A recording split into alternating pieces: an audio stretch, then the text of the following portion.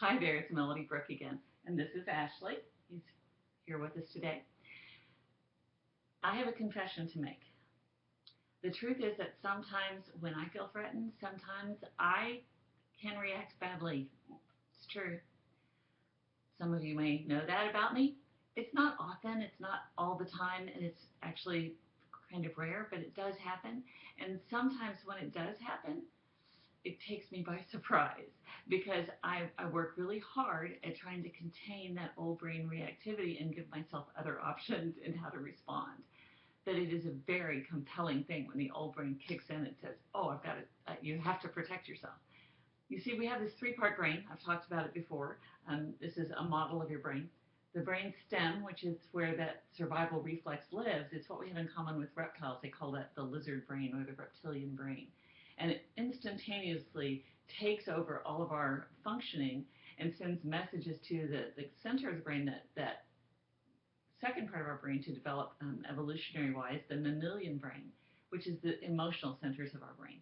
And the new brain, which is the logical, rational part of our brain, has our language and our problem solving and all of that.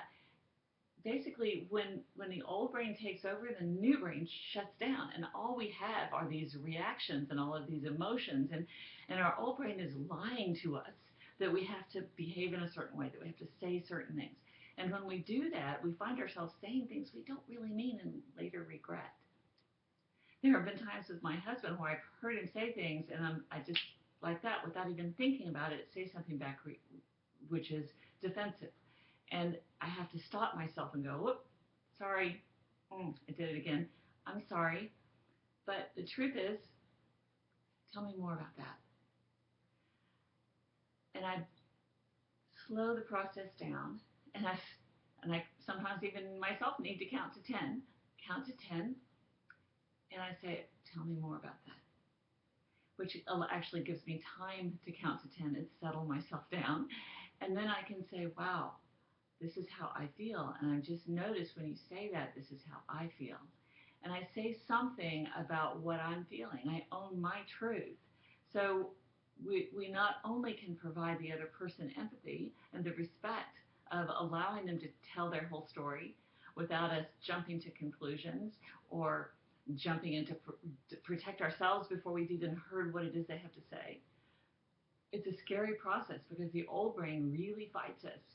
I was working with a couple just this week that that had some history of some affairs in their past, and they have come to a place of recognizing that something is wrong with the way that they communicate, that they've done nothing but fight about this thing for years, because it was years ago when this happened, but yet they're still fighting about it.